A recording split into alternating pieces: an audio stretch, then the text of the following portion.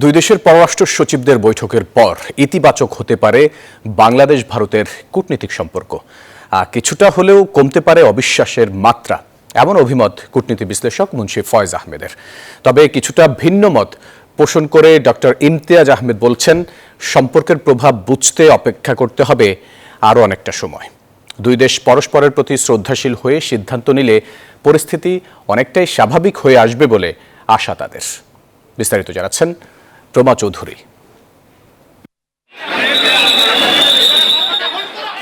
নানা কারণেই টানাপোড়েন তৈরি হয়েছে বাংলাদেশ ভারত সম্পর্কে। অবিশ্বাসের ঘাটতি কমাতে সোমবার দুই দেশের সচিব পর্যায়ের বৈঠকে দ্বিপাক্ষিক বিভিন্ন ইস্যুতে আলোচনা করা হয়। বৈঠকে দুই দেশের যার যার অবস্থান থেকে নিজেদের উদ্বেগের কথা জানিয়েছে, পাশাপাশি সুসম্পর্ক বজায় রাখার অঙ্গীকার করেছে। India desires a positive, constructive and mutually beneficial relationship. আমাদের অভ্যন্তরীণ বিষয় এবং আমাদের অভ্যন্তরীণ বিষয়ে অন্য দেশের মন্তব্য সমীচীন নয়।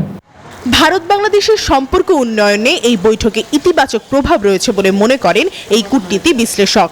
তারা বসলো একসাথে, বিভিন্ন বিষয় নিয়ে আলাপ আলোচনা করলো, এটাই আমি মনে করি যে খুব বড় একটা পাওনা। এটা আমাদের মনে হয় যে একটা স্বাভাবিকতার ইঙ্গিত দিচ্ছে।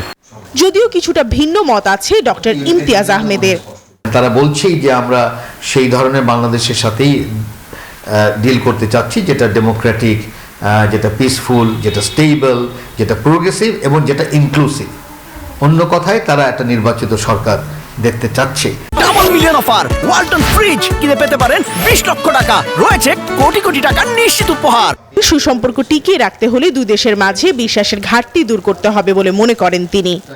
শুধু সরকারের মধ্যে যদি এটা থেকে যায় তাহলে কিন্তু সম্পর্ক উন্নয়ন অত সহজ হবে না।